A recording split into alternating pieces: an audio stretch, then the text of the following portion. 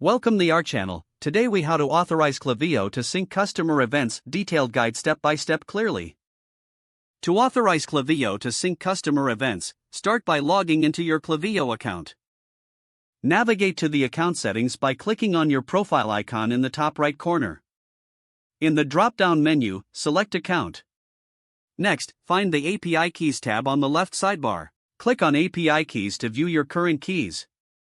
If you don't have an API key, click on the Create API Key button. Label the new key appropriately for easy identification, such as Customer Event Sync. Once created, copy the API key to your clipboard.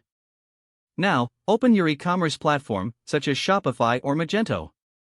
Locate the Integrations section within your platform's admin panel. Search for Klaviyo in the list of available integrations. Select the Klaviyo integration option to begin the setup process.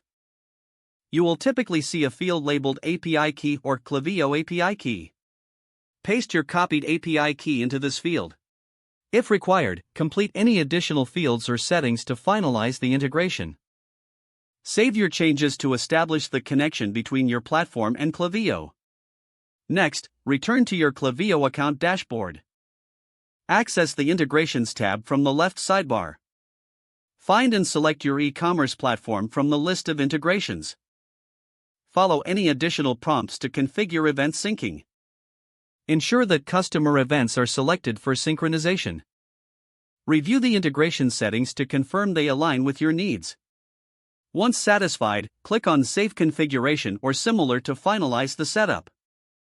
Monitor the integration for a short period to ensure customer events are syncing properly. If issues arise, check both your platform's integration settings and the API key. Make any necessary adjustments as required. You have now successfully authorized Klaviyo to sync customer events. If the page does not load, refresh the browser or try again in a private or incognito window.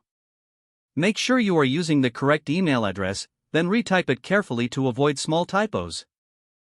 If your password is not accepted, use the reset option and create a new strong password you can remember. Check your spam folder for verification or security emails, then complete any requested confirmation steps. Don't forget to like this video and subscribe to our channel for more step-by-step tech guides.